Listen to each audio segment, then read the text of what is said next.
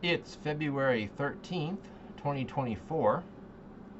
It's now been, well, since July of 2023 since I had my surgery for the primary hyperparathyroidism.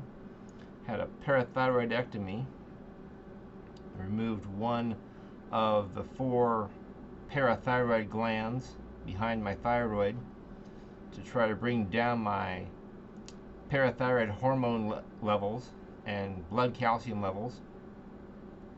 And we'll see what my next blood test says. I think it's next week is when they're going to do that.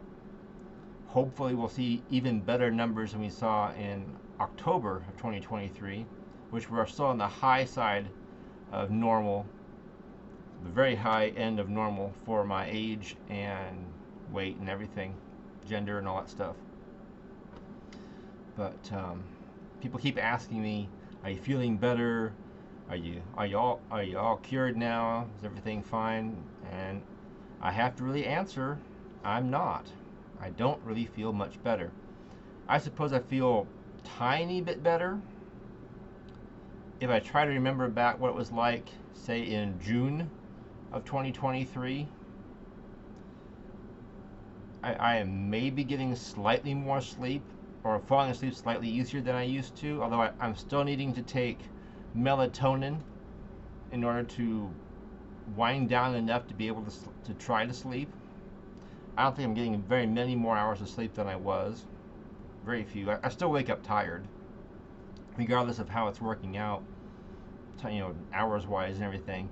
I still wake up tired, and I still wake up with sore joints. My hips, especially, and my lower back, are always sore, even when I wake up in the morning. I hurt all over. I'm still achy. I do things, I make myself do things with my hands. I stay active. I do things in the yard, and I do house chores. And was it a week ago? I built a new ramp for our outside shed out of pavers and gravel. I took out the piece of particle board that was there when we moved in, because it was just, getting all soggy and unsafe to walk on. Particle board really isn't the best thing to be building things out of outdoors, not when there's no protection for it, no cladding of any kind. You can't just put down a piece of particle board on the ground, and expect it to last. Even here in the desert, the sun and the moisture ruin it eventually. But I did that. It took me all morning, probably 4 or 5 hours to do that little project by myself, and I was just exhausted by the time I was done. I had to stop and lay down on the couch and take a nap for a couple of hours, and I hurt. My hands and my shoulders and everything hurt for days afterwards. But I got it done. So I am kind of doing things. I can't maintain a sustained effort to do much of anything for an entire day. I really don't think I could get through an entire 8-hour day without laying down for a few hours, and without taking some pain pills, extra strength Tylenol. So not last night, no, the night before, I had so much pain in my hips and my lower back and my knees and my major joints. I think it's partly because it's been raining off and on since the beginning of February. This is kind of one of our rainy seasons. We have a rainy season in the fall, late summer, early fall, and another one in the late winter, early spring. So we get the majority of what little rain the Mojave Desert gets. And it's so humid here right now compared to what I'm used to. And between the humidity and the cold, it's still getting down to like the high 30s, low 40s, which is cold for what we're used to here. And then my condition, and being 50 and having hyperparathyroidism, I'm really in a lot of pain. So I took a Tylenol with codeine. I've had them in my medicine cabinet for a long time. I had surgery on my left shoulder. Oh gosh, that's got to be 8 years ago now, 6, 7, 8 years ago, from a car accident that I was involved in, and my shoulder still hurts all the time. I can use it, of course, but it hurts. And they prescribed me a, hydrocodone, I think it's called, Tylenol with codeine, and we never take all of it. Whenever they prescribe us this strong stuff, as soon as we feel even the least bit better, like we're no longer wincing and wanting to cry in pain, we quit taking it, right? After we've had surgeries or things. But it still seems to work. It's not maybe not as strong as it used to be, because I'm sure it's expired and all that. But I took one a couple of nights ago, and I think I took one the night after I built that ramp, just so I could sleep, because I was just in so much pain. So I wouldn't say I'm better. I'm maybe a tiny bit better, but I can't sit here and say, oh, now that I've had my surgery, I'm back to normal, and I'm back to doing everything I've always wanted to do, and everything's great. It's not. Not everyone recovers the same from hyperparathyroidism. Hyperparathyroidism doesn't affect everyone the same, and some people get, there's a big long list of symptoms, for this condition, and some people get all of them, some people get only a few. I got all of them except for the vomiting and the severe constipation. I went through the severe constipation before I got the diagnosis, and that led up to a appendectomy. They had to take my appendix out because it swelled up and almost burst. It hurt so bad I felt like I've been stabbed by a dagger or something. It's an incredible severe pain in my stomach, and it turned out that was about to burst. They took that out. And that was 8 years ago or so, 9 years ago. And I haven't really had severe constipation that couldn't be relieved by anything since then. I have it once in a while, but I've had all the other symptoms. I've had the bone pain, muscle aches, depression, anxiety, more so than usual anyway. I've always been a little bit of an anxious, manic depressive kind of person, but it's much worse now. And I am high functioning autistic, and my autism, the things that make me autistic, if you want to call it that, have gotten worse in the last 6 years or so, 5-6 years, since the primary hyperparathyroidism really started to take hold of me. And then those really haven't gotten much better, with being highly sensitive to noise and bright lights and things like that, and just not being able to cope with social situations. I mean, one reason why I'm doing this video right now, I thought, well, it's time to do a video anyway. It's been a while. I was going to do a video, Zoom video, to potentially do a play test for video games with a video game company. And I found out after we got started, and she asked me a couple of questions, I didn't really completely qualify, and it would have been nice to know that in the emails that invited me to it before we started the video, but it's okay. It happens. We all make mistakes, But I figured, well, I got my office all set up for doing a video. I've got the background set up so that it's not so distracting, and the lighting set so that it doesn't shine off my pale skin too badly, and all that stuff. The best I can do anyway, without having a full-blown video studio in my office, which I don't. It's not normally quite this dark in here unless I'm doing things at night. Right now it's what, 10 in the morning, something like that. But I've got things kind of set up so, they say in the Zoom videos that you want to just minimize the distractions behind you and try to avoid having a light blasting your face and making half your face glow and all that kind of thing. So well, I'm already set up, so that's why it's a little bit dark in here right now, more than usual. Although I don't usually have the curtains open all the time. I like nice sunny days, but after a couple of hours, 2-3 hours of being outside in the bright sunshine, I just can't take it anymore. I've got to put sunglasses on, I've got to go inside, I've got to put on a wide-brimmed hat, something. The bright light just gets to me. gives me headaches after a while. And I have diplopia. It's double vision, where the muscles in your eyes don't cooperate with your brain like they should, and that's gotten worse. I was born with it, and I've done eye exercises over the years to try to train the muscles and get better. And I had a fairly good handle on it up until about 5, 6 years ago, and it started getting worse again. I started feeling like I hadn't done any eye exercises. I had to start all over again. In fact, these glasses I'm wearing, you can't really see it, but it's not the most powerful prism they have, but there's now a prism in my glasses to help my eye muscles focus, so that I'm not seeing double all the time, and it helps a little. Because before they put the prisms in, I couldn't maintain, like if I held up a pen or something, I couldn't, without the prism in my glasses, I couldn't keep that pencil or that pen single for more than a couple of seconds without my head starting to hurt from the effort, the strain, the eye strain of doing that.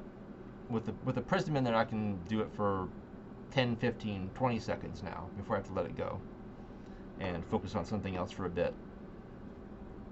So, and like I've been learning from my doctors and my surgeon and videos on YouTube that one of the things that primary hyperparathyroidism does is it deposits calcium all kinds of places and causes all kinds of havoc.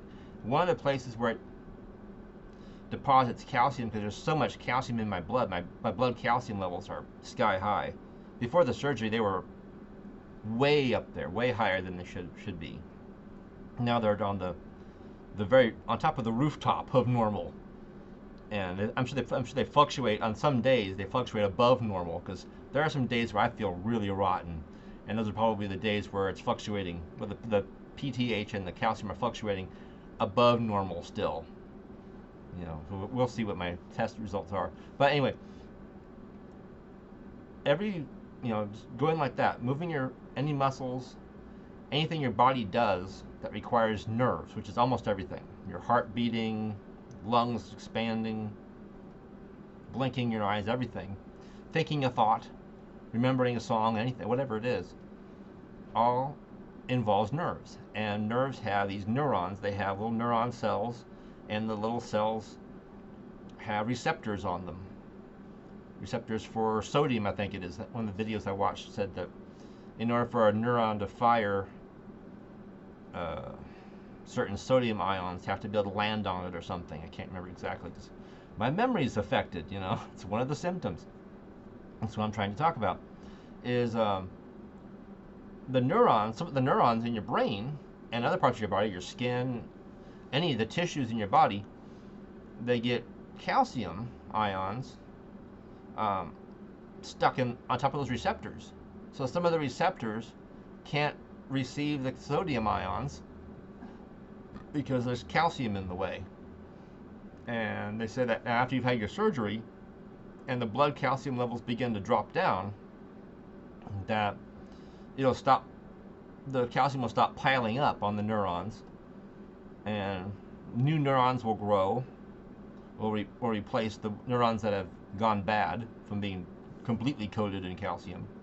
And eventually you'll get some of that back. Like my right hand, for the longest time, I think I talked about this in a previous video, my hands, especially my right hand, felt numb all the time, like I was wearing rubber gloves. I'm getting a little bit of feeling back in my right hand now. I can kind of feel the texture of something again, like my phone. Like in my last video, touching a part of my phone that has a different texture than another part, unless I was looking at it with my right hand, I couldn't tell whether my right hand was touching a smooth part or a rough part of the case.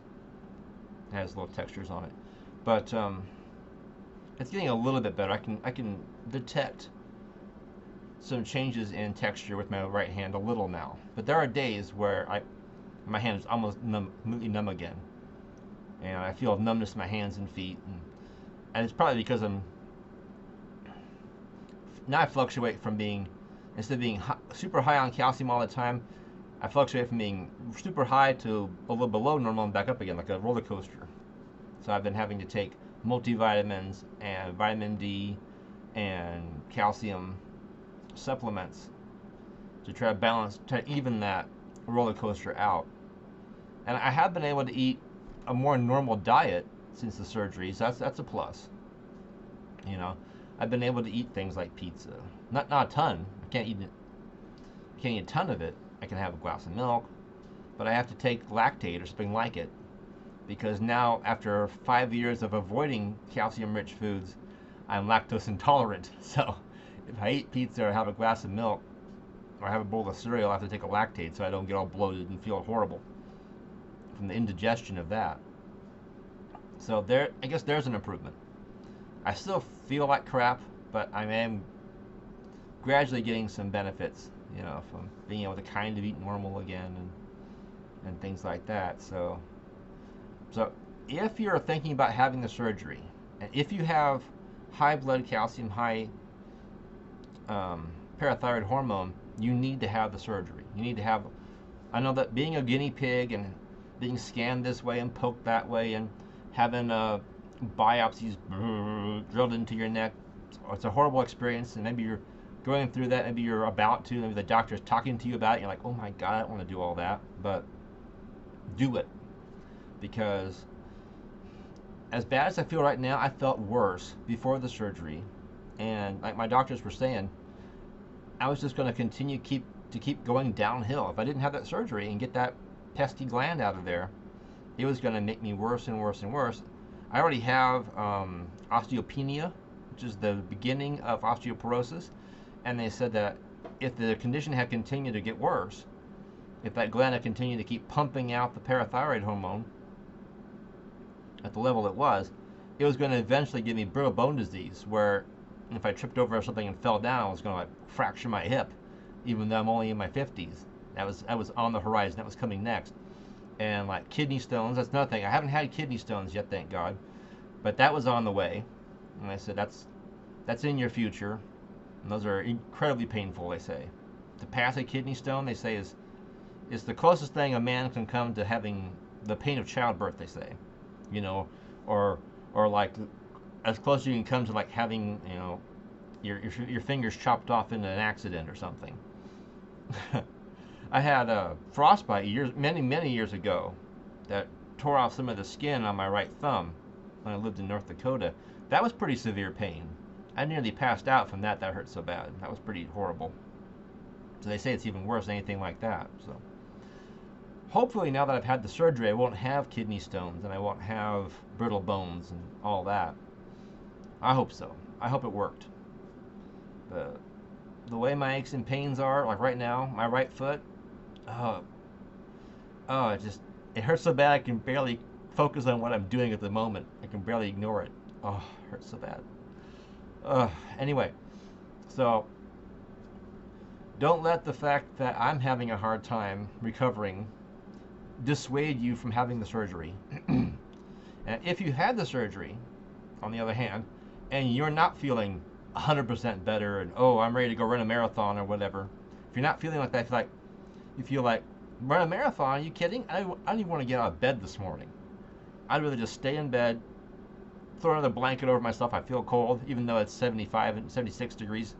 Doesn't matter, still cold. It's nothing. You get these cold flashes sometimes. At least I do. I'll just feel cold for no apparent reason.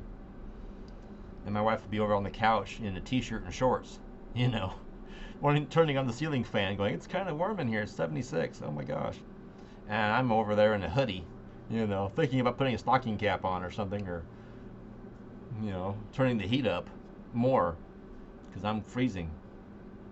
I'm over there wearing boot socks, but